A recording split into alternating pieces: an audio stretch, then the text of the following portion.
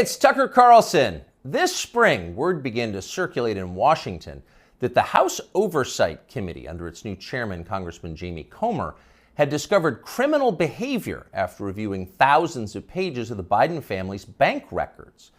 Now, publicly, to the extent they responded at all, the White House dismissed the investigation as, of course, politically motivated. In any case, irrelevant. Hunter Biden was an adult, so his business dealings had nothing at all to do with his father, in this case, the President of the United States. But in private, everybody understood it wasn't quite that simple. There has long been overwhelming evidence that Joe and Hunter Biden's financial lives are not separate at all, but deeply intertwined. On Hunter Biden's laptop, there's a suggestion that the two of them even at one point shared a bank account. And of course, Hunter Biden wrote himself that he kicked back cash from his foreign business deals to his father. He wrote that bitterly. So the Oversight Committee's investigation was potentially a disaster for the White House, a scandal, possibly even the prelude to criminal charges. So in order to get ahead of all of that, Joe Biden's handlers did the one thing they could do. They set up an MSNBC interview to preemptively whitewash whatever Jamie Comer might find.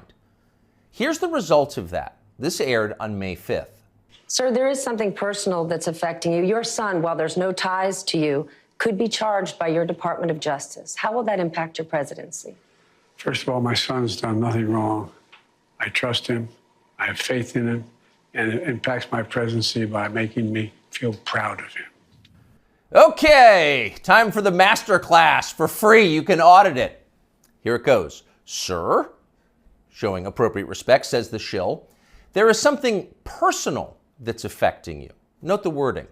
Personal, not of public concern, nothing law enforcement might be interested in, but personal, a sad family tragedy.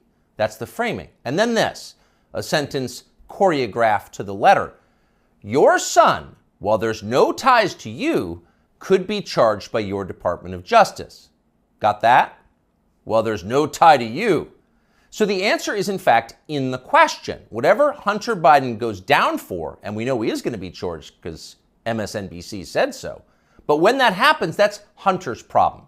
It's got nothing to do with Joe Biden. Rest easy, America. 5 days later, the Oversight Committee released its findings, and they were, in fact, devastating. Quote, bank records show the Biden family, their business associates, and their companies, their many companies, received over $10 million from foreign nationals and their related companies, the committee wrote. Investigators had, quote, identified payments to Biden family members from foreign companies while Joe Biden served as vice president and after he left public office. So actually there was something there. It was a scandal. Racketeering, money laundering, wire fraud, those are some of the crimes the Bidens seem to have committed, in addition, of course, to selling out the United States for cash. So what would happen to them?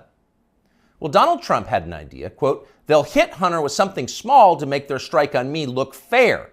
Trump wrote that about 2 weeks ago, and it turned out those were prescient words. This morning, Hunter Biden pleaded guilty to pretty much nothing. Biden pled to 2 misdemeanor tax evasion charges, then entered a diversion on a federal gun charge. That's it. As far as Merrick Garland's Justice Department is concerned, Hunter Biden is done. There was no pre-dawn raid carried live simultaneously on CNN. There was no perp walk, no handcuffs, no press conference.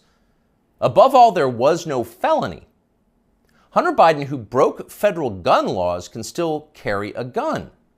It's like it all never happened. In fact, the Justice Department just baptized Hunter Biden, a lifetime of sins washed away in an instant. It was a secular miracle. Most miraculous of all, Hunter Biden somehow escaped a FARA charge. FARA is the Foreign Agent Registration Act, and it is exactly what its name suggests.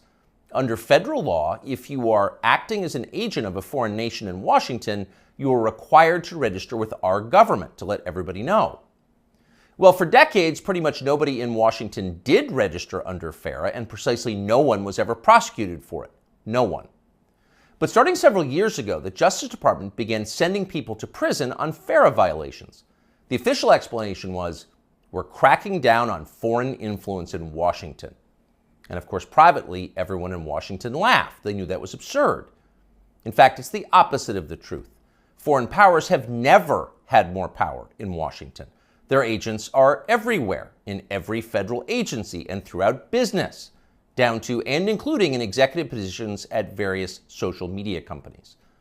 The Biden administration knows all of this, and it's not a problem. In fact, it's their policy. From the administration's perspective, the concerns and the demands of, say, the Chinese government, or particularly the Ukrainian government, are far more important than the needs of American voters. We're cracking down on foreign influence. Please. The point, the only point of enforcing FARA, after decades of ignoring it, is to harass and imprison high-profile political opponents. Trump donor Elliot Brody pled to a FARA violation a few years ago. So did Trump campaign manager, famously Paul Manafort. He went to prison. Last year, the DOJ went after Trump confidant Steve Wynn under FARA. But in the end, the Biden administration overreached so comically that the whole thing was thrown out by a judge. But they tried. So as long as they're trying, if it was a fair system, Hunter Biden would be first on the list of those next to be charged with a FARA violation. In fact, many of them. Hunter Biden was a foreign agent. He never registered as one. But for years, that's exactly what he was. He sold access to his father and other lawmakers to the Chinese and the Ukrainians and countries throughout the world. There's no debate about that. The FBI has known about it for years. For years, they've had possession of Hunter Biden's laptop. But they didn't charge him for it today. They never will. Why? Well, you know the answer. Hunter Biden has good genes. A more interesting question, though, which is another question the feds will never consider, is what does Hunter Biden do for a living now? This is a man with no obvious job and, of course, zero skills. He spent midlife smoking crack. Yet somehow he's managed to live pretty well despite rising inflation. He's been living in big houses in the costliest residential neighborhoods in the world. He's been paying his stripper baby mama $20,000 a month in child support. And he has retained a team of the most expensive lawyers in the country who spend quite a bit of time sending threatening letters to anyone who asks questions about how they're being paid. We can confirm that firsthand.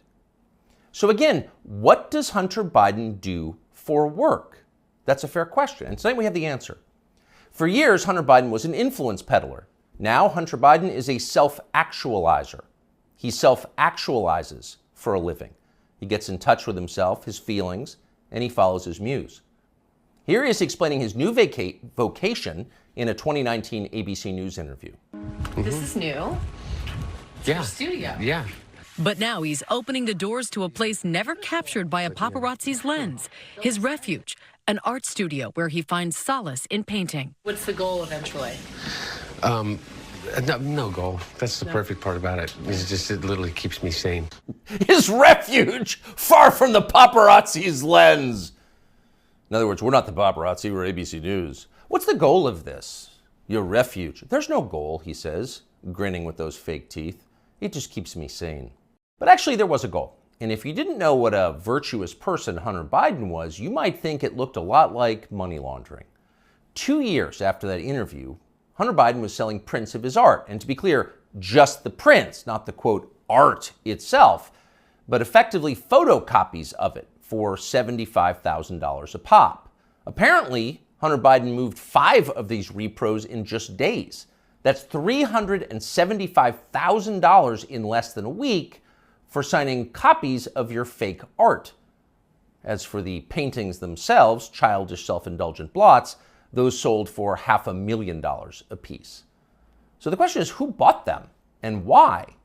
It'd be interesting to know. There's a story there for sure, but of course we have no right to know. There's no public policy implication. It's not like Hunter Biden's finances have anything to do with his father's finances. Meanwhile, once his father did become president, corporate publisher Simon & Schuster lined up as well to pay Hunter Biden's bills. According to news reports, Simon & Schuster gave Hunter Biden millions of dollars for his highly selective account of his wholly unaccomplished life. And then the publisher lined up brainless celebrity endorsers like Dave Eggers and Stephen King to promote it. King, who apparently will say anything if it helps the party, called Hunter Biden's silly manuscript a, quote, harrowing and compulsively readable memoir. And then Stephen King described Hunter Biden himself as beautiful. Needless to say, the book sold miserably, but Hunter Biden got to keep the millions, and that was the point. And so on. This kind of thing apparently happened a lot. Again, there seems to be a story here, and we think it's probably worth learning a lot more about it and bringing it to you. In the coming weeks, we will. In the meantime, though, the question is, what can we learn from Hunter Biden's plea deal today? First off, the obvious. For the children of the people in charge, there are no penalties. There are only upsides. They're princelings. They can do what they want. You are not. Therefore, you can't. So don't get any ideas about cheating on your taxes or violating federal gun laws unless you want to celebrate next year's Father's Day through the glass in the visitor's room.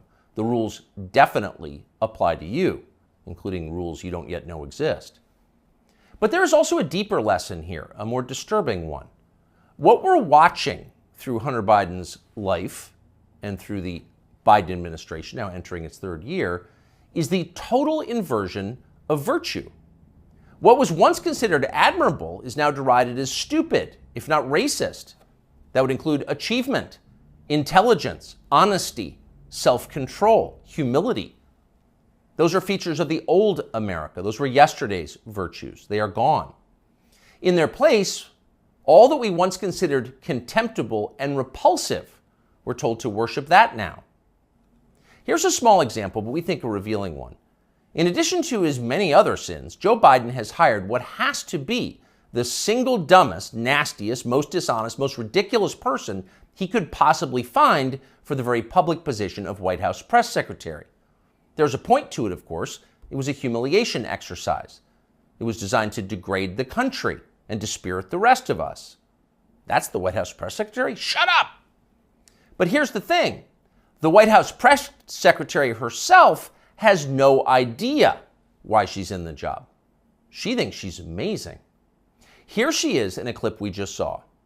A year in this role, there's been a couple of things that has made me incredibly proud. Many things that made me incredibly proud to be at that podium during this historic moment. Again, this is a historic administration. I'm a historic figure, and I certainly walk in history every day. I'm a historic figure?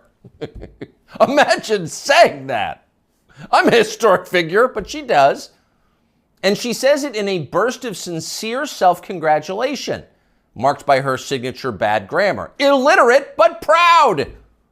Of course she's proud. Karine Jean-Pierre is now a historic figure, just like Hunter Biden is now an important artist.